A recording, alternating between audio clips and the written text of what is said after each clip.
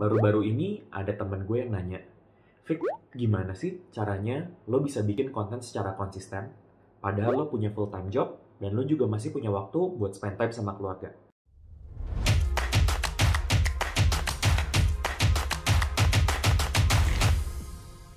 Di video ini gue akan share tentang gimana caranya gue manage waktu gue, sehingga gue bisa melakukan hal itu.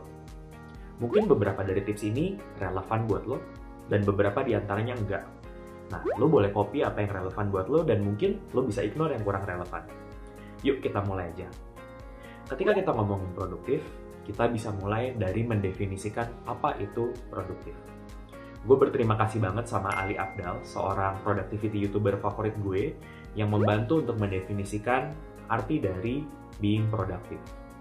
Menurut Ali Abdal di course-nya di Skillshare, produktif itu adalah useful output dibagi waktu dikali dengan fun factor. Gue selalu suka dengan rumus-rumus seperti ini karena dengan kita paham rumusnya, maka kita jadinya tahu gimana caranya kita mengoptimalkan rumus tersebut. Yuk kita bahas komponennya satu persatu. Yang pertama adalah useful output. Di dalam konteks gue bikin konten, gue sudah pernah menjelaskan tentang kenapa sih gue memulai channel ini. In short, 3 alasan. Pertama, gue pengen belajar hal baru, berdampak buat orang lain, dan juga mengeksplorasi potensi karir ke depannya. Dari gue punya tujuan tersebut, gue jadi bisa bilang bahwa ketika gue bikin YouTube video, ini adalah hal yang useful. Setelah tahu itu useful, baru bikin dalam format yang berbentuk output. Karena kalau cuma bilang bahwa bikin video YouTube, itu kurang spesifik. Tapi kalau gue akhirnya bisa define terhadap bikin satu video YouTube setiap minggunya, maka itu menjadi lebih spesifik. Nah, setelah useful output-nya didefinisiin, baru deh eksekusi useful output tersebut. Gimana caranya? Pertama adalah make time. Seringkali ketika kita ngomongin side hustle, yang kita lakukan adalah find time. Well, kalau gue nggak capek, nanti malam ini gue kerjain deh. Kuncinya adalah dengan nge-treat side hustle ini secara profesional. Seperti gimana kita nge-treat full-time job kita. Kita datang kan ke kantor biarpun kita mungkin lagi males. Sama juga gitu, gue memutuskan untuk tetap show up biarpun ada hari-hari di mana gue nggak benar-benar lagi mood untuk show up. Yang kedua adalah breakdown into smaller step. Kalau misalnya tujuannya adalah publish YouTube video, sebenarnya itu ada banyak step-step kecil yang bisa kita lihat.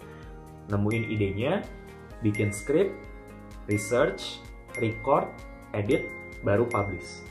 Ketika dibagi jadi tas-tas yang jadi jauh lebih kecil, ini menjadi less intimidating, sehingga kita lebih less likely untuk procrastinate dan takut duluan sama betapa besarnya tas yang akan gue lakukan.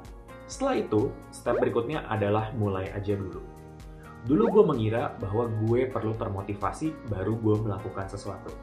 Tapi setelah gue mempelajari dari buku yang judulnya Motivation Myth, gue jadi belajar bahwa sebenarnya kita memulai dulu, maka kita akan termotivasi. Jadi kuncinya adalah mulai. Jadi itulah gimana kita mendefinisikan dan mengeksekusi si useful output. Komponen kedua adalah time. Karena time ini pembagi, maka supaya kita lebih produktif adalah gimana caranya kita mengurangi waktu dalam mengerjakannya. Ada beberapa hal yang bisa dicoba untuk menguranginya. Pertama adalah untuk saying no.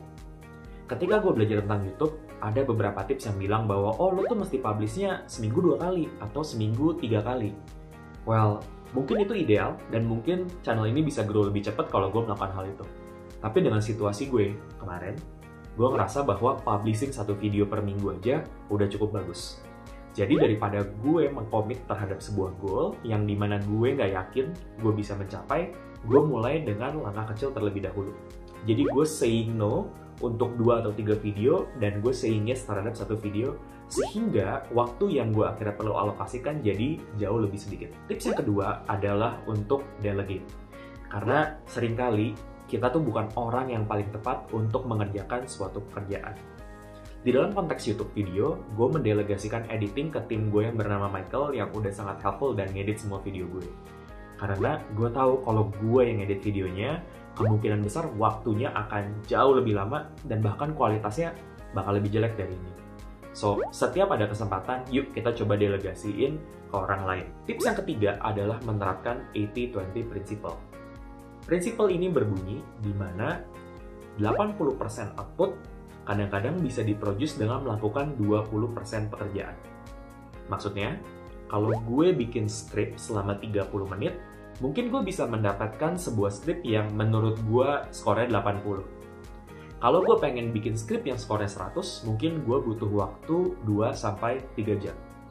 Nah, given waktu yang gue miliki, gue akhirnya memutuskan untuk fokus dulu nih terhadap skripnya jadi, biarpun mungkin kualitasnya nggak bagus-bagus banget, tapi seenggaknya jadi. Karena done is better than perfect. Komponen yang ketiga adalah make it fun. Ini mungkin hal yang gue pelajari recently.